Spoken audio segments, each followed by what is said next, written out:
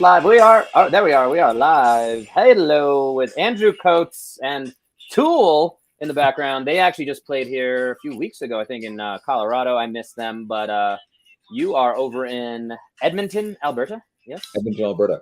Yeah. That's the first time I've ever gotten quote walkout music on a podcast appearance. Yeah. So I'm honored. I try to put my little touch on. Personal touch. I just saw them in two concerts in Orlando and in Tampa Bay. Before coming back, I was down there for a fitness conference. So really cool 2-in-1 to get the conference and the concerts. Yeah, and I heard you talking about kind of connecting that on a few of your recent podcasts. And for anyone not familiar with Andrew Coates, you should be. I actually was not very familiar with you until our mutual buddy Shane McLean, however you want to say his name, the Australian. I guess Australians say McLean probably. But yeah, he was on your podcast, Lift Free and Diet Hard. And you had my other buddy Kenny Santucci on a few episodes ago. Yeah, Kenny came down to join me in Florida for that event. So I actually met in at Luca host of ours event in September. Kenny's an awesome dude. Yeah. And so he came down to hang out in Florida. And so small world. Yeah. I mean, it's a really small world for sure. And so just wanted to connect the dots there. And again, if you guys want to go check out Andrew's podcast, and you kept mentioning, again, I've been listening to kind of research leading up to this, especially since I only got introduced to you when kind of Shane was on your podcast. You had some co-hosts and then they moved on and now it's your show only. Yeah. So real quick, my good friend Dean Guido about 5 years ago asked me, hey, do you want to co-host a fitness podcast with me? So I was like, all right, sure, why not, let's do it. And very quickly, some of the friends that I've made through my travels, like Dr. Mike Isertel, Sohee Lee, became guests, and Dean Somerset, obviously local Edmonton. And then it spiraled, and it's been something that we did for almost 3 years. And then his wife, they're going to have a baby. So he kind of let me know that at episode about 150, he was going to have to break off, but he wouldn't let me shelve it. He insisted I keep going. So I decided to rename it, kind of pull it under my brand as opposed to this very separate sort of entity. That was a lot of fun. And I've carried it on. And of last maybe like several weeks, I'd struggled to be on a consistent weekly basis like we've always done. But I think I fixed that now. Better scheduling system. And I've got some really big guests coming up in the next little bit. Yeah, and I went back and looked through your archive, and already an awesome all-star lineup, and excited to see. I'm guessing it sounded like you connected with a few of the folks down in Orlando. That was a kind of all-star lineup. Big time all-star lineup. Yeah. So, for example, first time I get to meet Dan John, Molly Galbraith. There's a whole bunch of people I've met in my travels before. Nick Winkleman, first time meeting him. He was previously on the podcast. I got to hang out with Luca, Lee Boyce, good friend of mine, Tony Gentilcore. They've all done it before. And Chris Duffin. So Chris, hopefully we'll be able to get him scheduled. And Brett Bartholomew is scheduled. I first met him in 2017. I honestly think that if you get a chance to travel in the industry, I don't know if a lot of your listeners are other coaches, but you get a chance to attend these kind of things. They're really eye-opening. They're inspiring. They'll blast the doors off the limiting belief systems that you kind of have about what you could possibly do with your career. Right. You get to hang out with some people that may otherwise be people you've been absorbing their work for years, reading their stuff, and it changes your perspective. And honestly, it changed mine back in 2017 when I started traveling to these things. And it's probably one of the biggest reasons why I've then turned around and embraced the podcast, writing for some of the publications I've been writing for, and otherwise the career growth. Yeah. I mean, I can share a similar kind of concept as a physical therapist student, 2005 to 2008, getting my doctorate in physical therapy. I went to there's 3 annual conferences. I went to all 9 out of those in those 3 years. We have and again, I got to travel. The very first one actually was here in Denver. That was my first time. I'll do the local beer sampler, and elevation is a thing. Okay, cool. That knocked me on my butt, so I didn't go out that night. But to your point, the networking was amazing.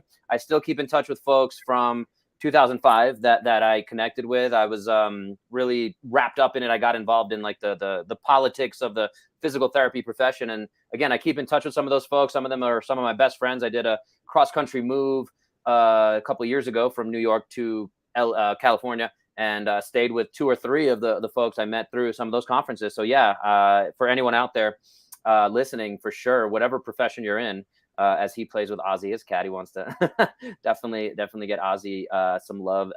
Yeah, I would definitely double down on the fact that those conferences and that time, again, having a drink, and that's where these podcasts are great, but doing it in person is a whole nother elevation of that. And so there's a lot of people in the, a lot of doctors of physical therapy who've really made big waves being interconnected within the fitness industry. And you've probably met some of them in your travels or certainly know who they are, but people like Dr. Tim DiFrancesco, Dr. Sam Spinelli, John Russin, certainly, although John has never practiced as a physical therapist, despite actually being one. He's always functioned in the strength realm. Quinn Hennick is another favorite of mine. Yeah. These are some really cool people. And it's nice to see you got people who recognize the value of being aligned with the fitness industry. Because a lot of these people, Dr. Jen Fabroni is another really great one. And these are great people who are helping educate a lot of the trainers who are out there.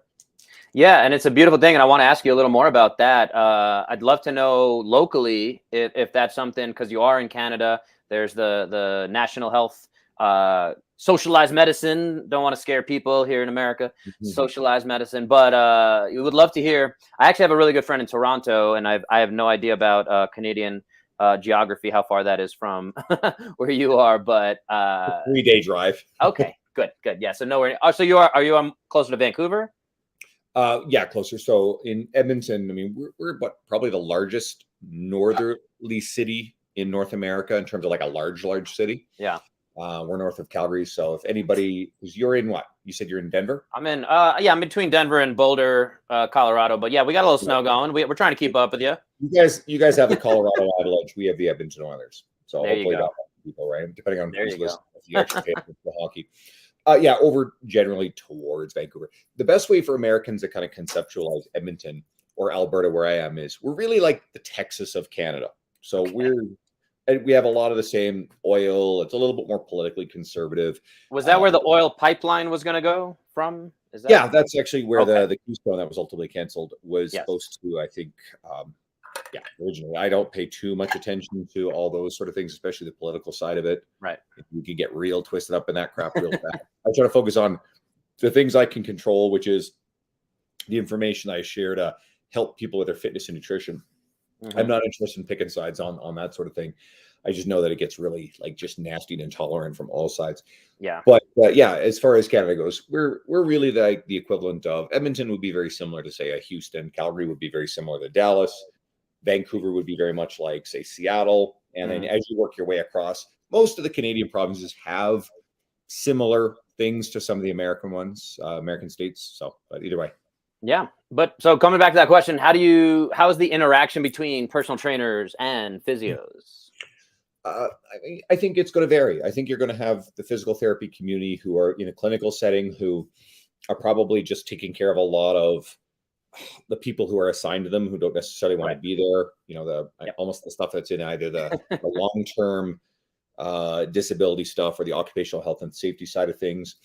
I have some great physical therapists. I've got a couple of guys here, Jason Dick and Darren Bishop, who I'll shout out, who I refer people to, who are great with the strength training community. They definitely get the type of stuff that comes up in that world.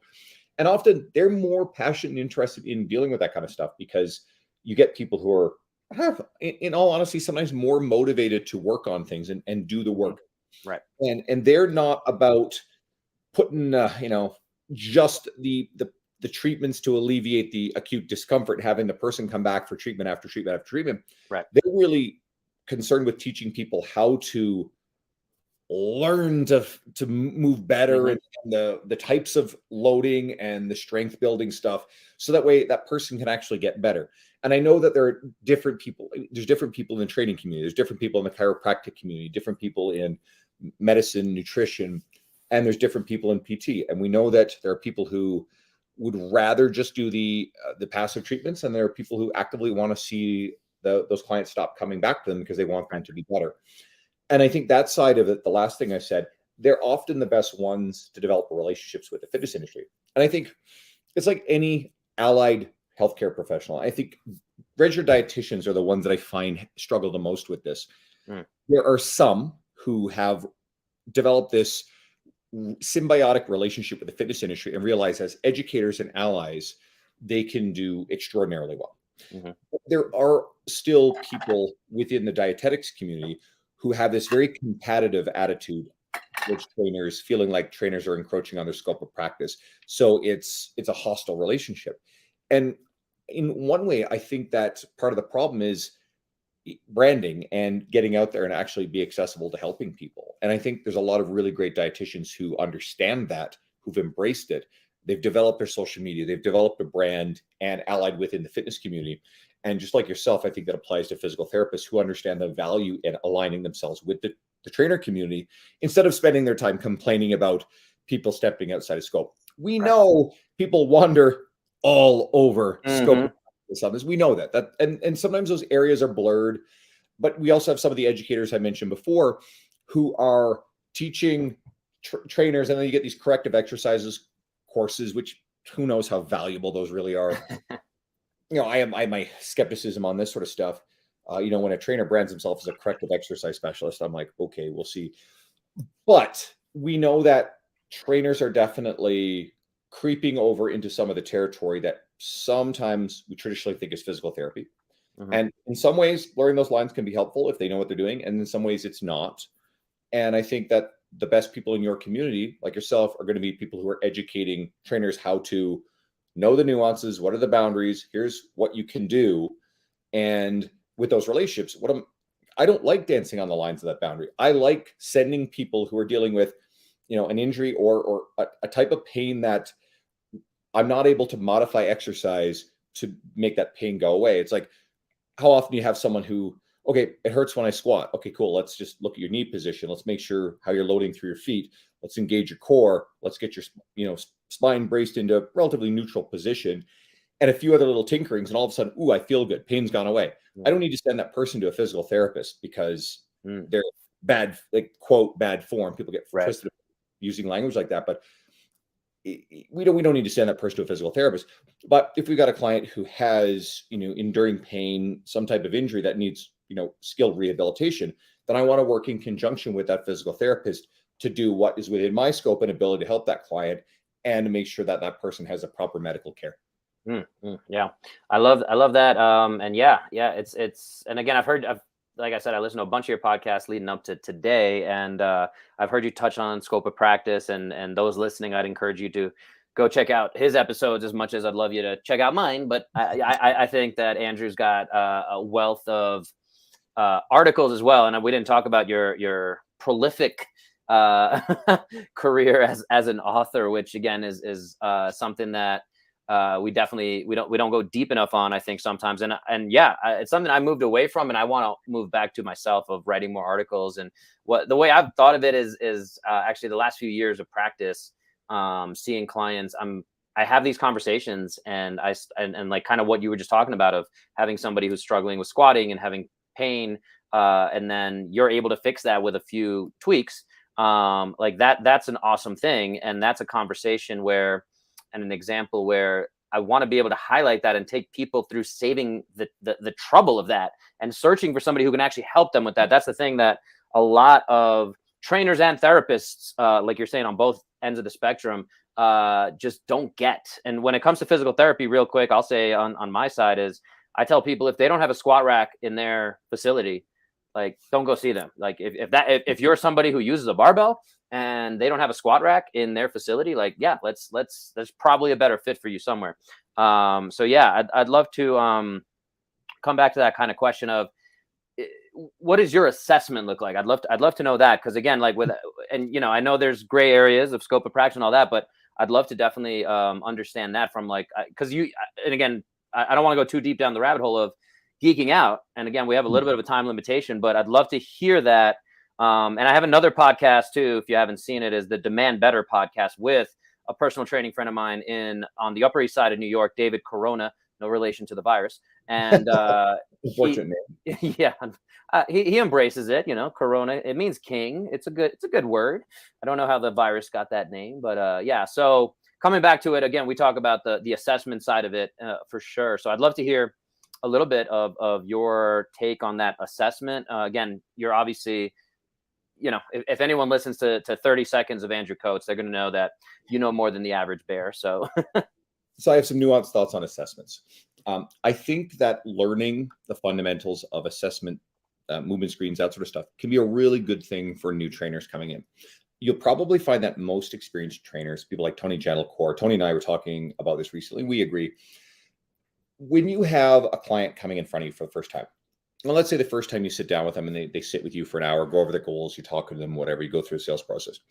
And then you tell them, okay, cool. Well, we're going to schedule for tomorrow, the next day. And they come back and all you have them do is an hour of movement screens and they're not really loading. Well, that's 2 visits where they haven't actually worked out. And some of that excitement of doing it, it's waning. So I really like getting to the workout. We're at the point now where what we've got, like the functional movement screen, FMS, they used to make some claims about how it had predictive validity to injury, and then no research bore that out. So now what 30% is still something. Yeah, and so they've even backed off of making that claim anymore. And it can still be useful to understand how the ranges of motion a person can get into and whether or not they're hypermobile or whatever. But you could actually do all that stuff informally. I can get someone to literally stand up and I can go, here, let me see your squat. And we see what's going on. And okay, cool. They've got the ability to move into a range of motion that I think they can control. And there's some other good stuff going on. I could put a 20, depending on how strong they are, 25-pound goblet dumbbell in their hands. And you know what? Most personal trainers know that someone's form tends to improve when you give them that weight there. So I don't believe that people need to earn the right to add a little bit of load. We don't max them out on day one. Meanwhile, I'm assessing how they move as I get them to work with lighter weight. If I know the injury history, which goes in the intake, that I know that, okay, this person has this particular shoulder injury, they probably can't press a barbell overhead. That's probably not on the training menu. Tony Gentlecore talks about this trainable menu. I love the concept. But a single arm angled barbell press, a landmine press, most people call it, is probably safe for almost all but the most destroyed shoulders, in which case they're in your territory, not mine. And so we could assess and come up with a pretty basic program template. It's not cookie cutter, that most people can probably do based on the number of days they can train during the week, their injury history, their training preferences, the way they like to train. And you can assess by doing with very lightweight, and pretty quickly you can basically assess all of the major upper body push-pull movements, vertical versus horizontal, pushing and pulling, the various isolations of the different joints, how someone's hips move, how someone's knees move, and you can get them doing stuff. And then then they can progress, especially as they show capability and competency. So my assessment tends to be an informal, okay, let's start with a program template. Let's see how you move with all the basic human movements, which a formal assessment is just having people do a series of formal screens. And for me, it's perhaps a touch informal. And we adjust as we get feedback from what they say, how they're moving, right? If I've got someone who doesn't move very well to parallel depth. Now, parallel squat depth is an arbitrary thing, but I also think that most people can and should. Not all, most. I've worked with 2 clients in 11 years who did not have the biomechanical range of motion to squat to a parallel depth squat. So unless there's an injury or just some bone-on-bone restriction that won't allow it, most people probably can. Now, I'm not forcing people in a range of motion they can't control. A lot of times people can't control it. So how do we get them to squat deeper? Well, oftentimes any personal trainer will know that you put a barbell on the shoulders of someone and they struggle to squat deep, especially someone with long femurs or who's tall. And then you anteriorly load them like a goblet squat and they drop it like it's hot into a really good looking squat. So there's something about a goblet squat that just seems to clean it all up. Cool. We know that this person has a range of motion. Maybe they need to be anteriorly loaded, front squatting, right? And not the back squatting. So we just assess and use the right tools. Maybe that person squats deep, but can't control the butt wink, their spine moves. Okay, maybe I need to put a barrier there. So maybe I have to have them squat softly onto a box. Or maybe I use the box as a depth finder for someone who struggles to squat deeper, but knowing that's underneath them, it cleans up their form. So it's just about seeing how people move and then adjusting the approach to get them to do the move. Because I don't care if they squat onto a box or not. I don't care if it's anterior or posteriorly loaded. I care that the person is able to move through the fullest available range of motion they can control and that they can progressively get stronger doing it without pain. I appreciate that summation at the end there, because that's really what I was gonna. That was my next question. You kind of stole my thunder. Was about going through that full range of motion. And again, you mentioned Quinn, and you didn't mention Aaron Horschig of Squat University. I don't know how you feel about him. He, yeah, I have a mixed. I mean, I want to be careful and nuanced on record. yeah, Squat University has built an incredible, presence on the media. Aaron is often criticized for some of the things he points out. He creates language that can be interpreted as creating fear around movement, which I have a major problem with. I don't like that. And I completely reject this idea that you have to earn the right to add load by being absolutely flawless in movement. That's junk. That's nonsense. right. And unfortunately, there's a little too much of his media that is based on fear about dysfunction, which I hate. But then he shares a lot of really good stuff as well. So it's one of those things where I'm just like, I also don't like policing what other people say and do in the industry. I think the answer is do a really great job of creating better information. So I look at my friend Sam Spinelli, and Sam has on a couple of occasions shared information that contradicts what Aaron has said. And Sam has built a massive platform. He's a great guy with a lot of integrity, and he doesn't use fear-based messaging. So I would rather have Sam on my podcast and share his stuff than you'll never see me criticizing Squat University on my media. I also don't share Squat University stuff on my media because there's just a little bit too much.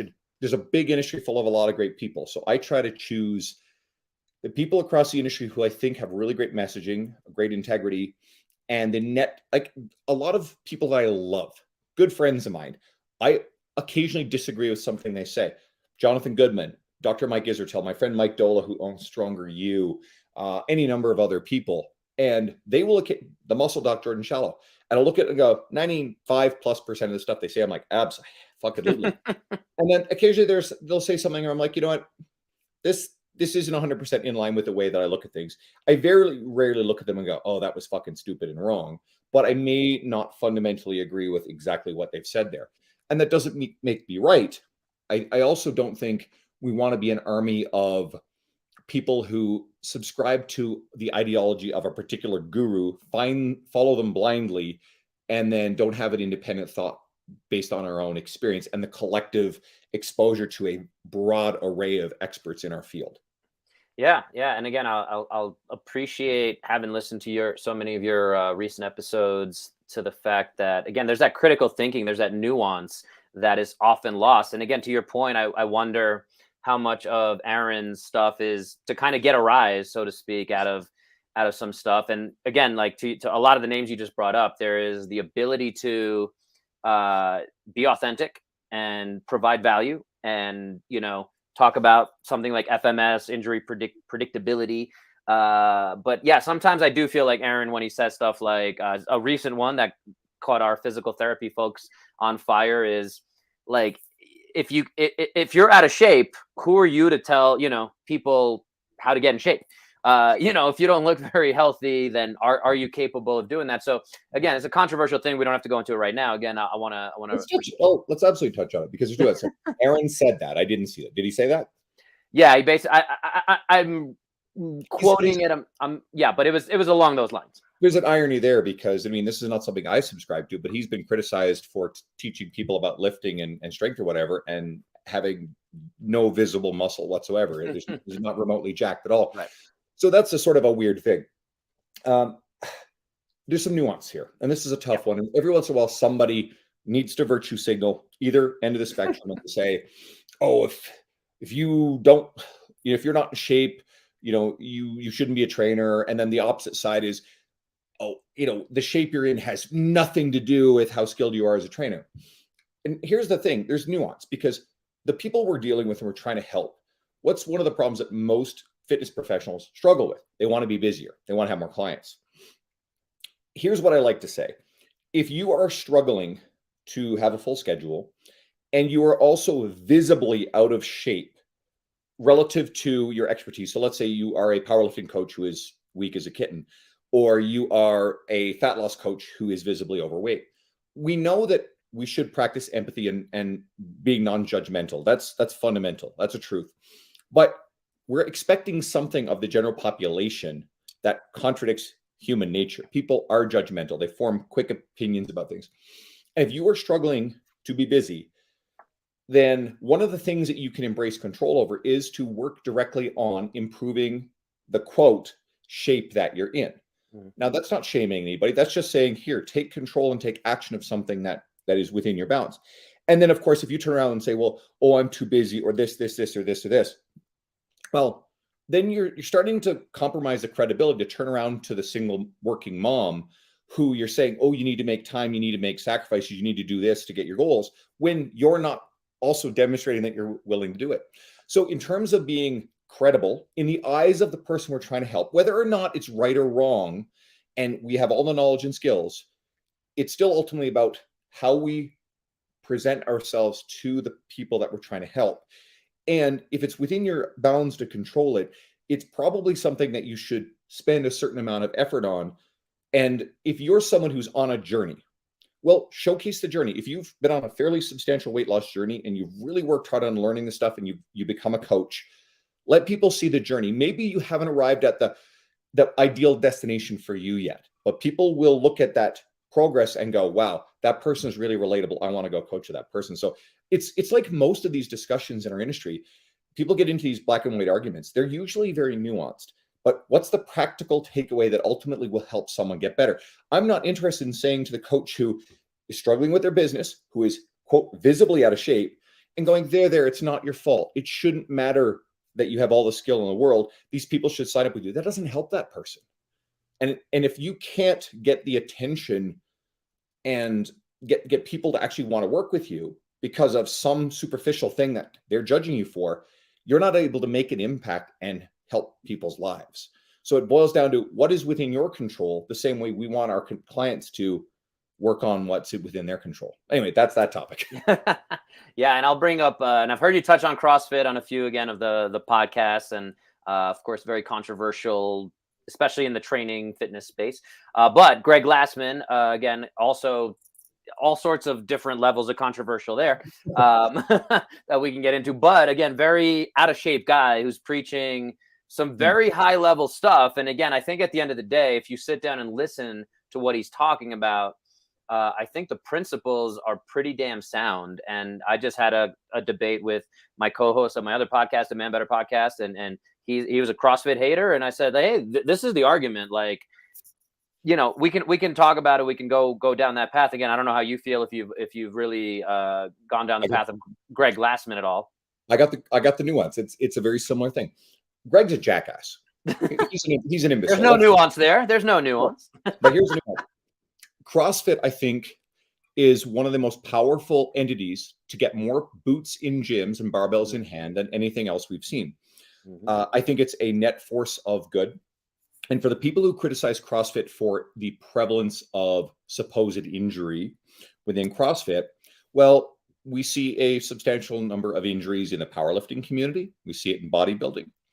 And this is the sort of thing that is going to happen when we have a combination of bad coaching, and bad coaching can exist everywhere. Okay. There are great CrossFit practitioners who are passionate gym owners, who are great coaches, who do wonderful things. And one of the benefits of CrossFit is it creates a great culture and a community of support for its members. By the sheer volume of its rapid growth and its popularity, we're all going to know someone. I know people. I have clients who were once CrossFitters and got hurt doing CrossFit. But I also know a shit ton of people who got hurt doing powerlifting. Okay. And it's like, well, why are we treating CrossFit any differently than some of these other disciplines? Or running, which has a 90+% injury rate. Totally. Right? Are all these running coaches incompetent? No. I mean, like, is running inherently bad? No. It's yeah, there are definitely biomechanical elements to it. And in any of these disciplines, we have powerlifting coaches forcing people who have no fucking business powerlifting into powerlifting. And we have slimy coaches in bodybuilding trolling insecure people to manipulate them into doing shows and paying the money and paying and selling God only knows what to these competitors. So it's not that we don't treat those other communities as malevolent. So is it really fair to demonize CrossFit over and above? I think it's always fair to hold feet to flames about the flaws and the problems within your community, your ideology, the bad faith actors that exist in your world. And that doesn't mean that it's a blanket criticism of that community. And back to what I said about Glassman. Glassman's said a lot of stupid stuff.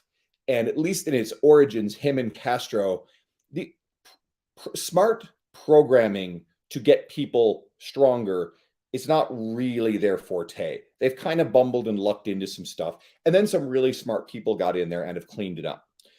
And it's one of those things where, I mean, shit, you got regular gym members who bumble their way through stupid crap in the gym. So I do not think that CrossFit is unique or inherently worse than anything else. It's got its flaws, just like all of these other approaches and ideologies. And I'm always fair about it. I don't feel it should be singled out for criticism. No, I appreciate that. And again, that's where, if you want nuance and in-depth thought, Andrew Coates is your man. And again, I want to be respectful of your time. I know you had a cut off here, so we can keep going. Well, then Shane, as we mentioned earlier, asked me to ask you, what are you reading these days? Complete turn of the dial there. I am doing an audiobook, Brene Brown's The Atlas of the Heart. I love Brene's work. It just got released like a few days ago. You were on it. I am currently reading Motivational Interviewing and Fitness and Nutrition again. I love that. I am reading a couple of textbooks on muscle, the science of muscle hypertrophy, including Brad Schoenfeld's second edition. I can never remember what the bloody title of that thing is. I am most of the way through Never Lose a Customer Again by Joey Coleman. And I probably at any given time have several other books open, although some of those books I haven't gone back to in a little while. But I just summarized the ones that are current right now. I binge books. Yeah, I can tell. Yeah, and Shane mentioned you're a voracious reader, so I did want to touch base with you. It's funny because I'm reading a motivational interviewing for healthcare practitioners. So there you go. We're on that same page. And I was debating on the Brene Brown book, so I'd love to hear your thoughts on it, however far along you are into it. I mean, reading up on coaching and the soft skills of the human experience is probably one of the most important things. I think at this point, most coaches, reading another article on how to do a Romanian deadlift properly, we're probably okay there. But, the business skills, the soft skills, the interpersonal skills, the coaching skills. I like books like The Coaching Habit by Michael Bungay Stainer, really, really awesome book. And then Brene's stuff. I mean, all of her books kind of blur together in terms of all this conceptual stuff about guilt, shame, vulnerability. And it's wonderful. So I think it would be a great thing for virtually any coach, not just women. I mean, the books definitely are written with women in mind, but male coaches, guys, I mean, shit. I think in the grand scheme of things, I mean, 60+% of the clients in the industry are women.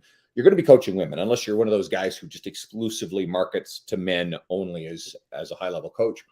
Otherwise, you're dealing with women, in which case you probably should plug into some of these things. But I also think the stuff will help your male clients too. So it's definitely not the exclusive domain of women. So yeah, that's something interesting. I was reflecting on the clients I attract as well recently.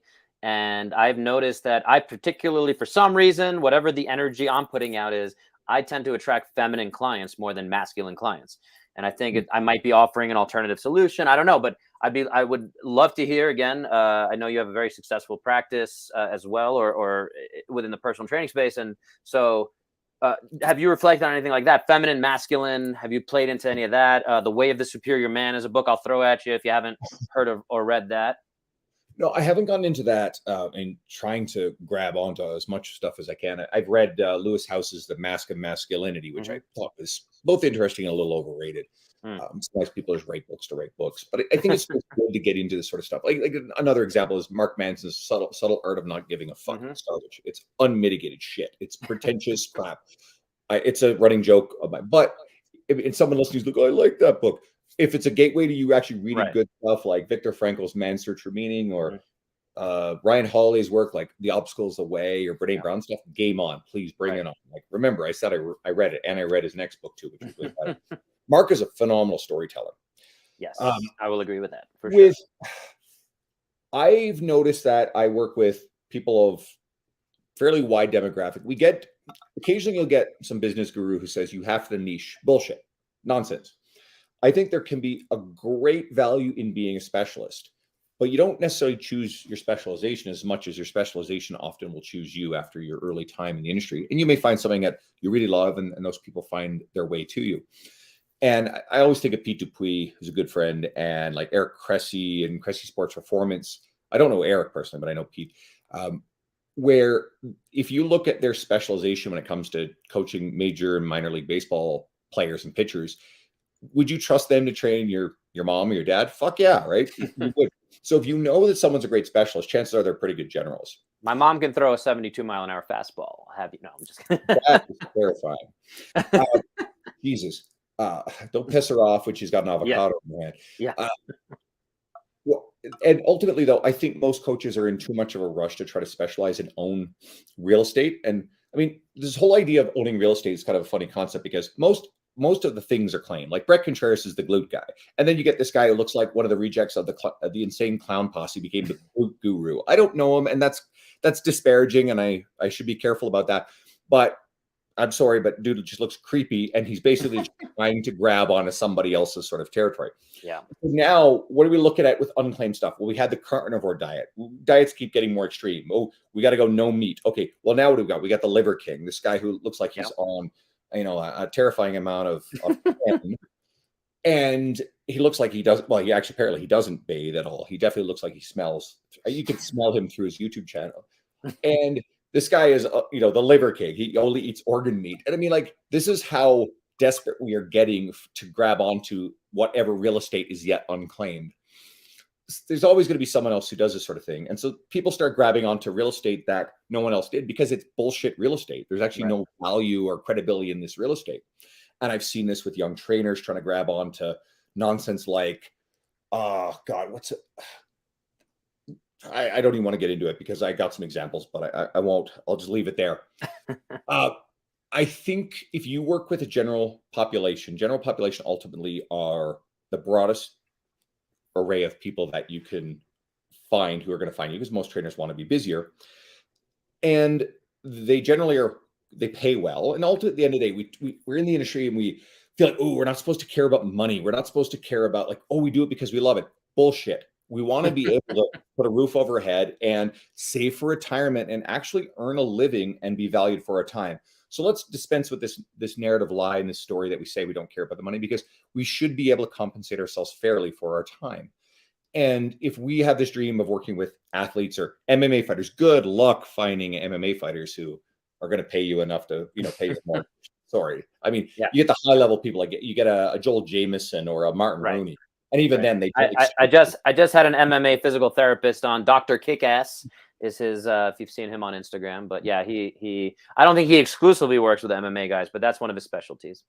And usually, the MMA guys are kind of a high-profile client that they have to fill in with everybody else you're working with. But as an example, right? So I think there's a lot of value in being a great generalist, but having specialties if you really stand out in that space. Because at the end of the day, I want to help as many people as possible, and I'm not going to restrict myself. I hate the elevator pitches. I help 38-year-old single, mothers who are lawyers with 2.2 children. Like, fuck off that shit. The moment I see the elevator pitch in a bio, I'm like, right. And if it's the business coach one, I help coaches, do get $500,000. Yeah, it's like no, piss off. Yeah. So, I get at least one of those guys approaching me a week. I'm like. God. They're like flies on rotten meat. They create a little bit of entertainment, I'll say that, because I can see it coming at this point. So far, it's kind of entertaining. I don't know if you were still going with the thought, and again, I know your time's a little bit. Didn't, and I'm pretty much out of time. But Bo, this has been phenomenal. I've enjoyed this, and you got some of my more humorous nuance to my thoughts. I appreciate that. And yeah, again, it helps to do your research, kids. So if you have a guest on, go listen to 17 of their podcasts. And which is mind blowing that you'd take that time to do it. So I appreciate it a lot. I love ingesting as much of this stuff. And again, there's so many awesome folks like you out in the industry that, and again, you start developing, and again, you get that bullshit filter, which is again, jokingly, what we used to say in CrossFit back in like 2010 when it was very Fight Club. That's what I kind of got into, and we would joke that back then it had a bullshit filter, an asshole filter, if you will. That back then it was. I started in a church basement. And there was only classes at 5, 6, 7 a.m. We were the ones who had to pull the equipment out of the closet and set it up on the basketball court and put the pull-up bar on the back of the thing. And anyway, I know you're out of time, so I really appreciate you being on here. We'll sign off. Before we go, tell everyone where they can find you. I know you got your podcast, Live Free and Diet Hard. Anything else? All roads go through Instagram. So at Andrew Coates Fitness on Instagram, and then any links to anything I get published or the podcast or whatever, it's all through there. Easy to find. So and his website is awesome, guys. It's very easy to navigate. I just, again, was checking all that out before we came on, and the bio is in the show notes, wherever that's going to be. So definitely check him out. And again, appreciate you taking the time, and we'll talk to you guys next time. Hope you got at least 1% better.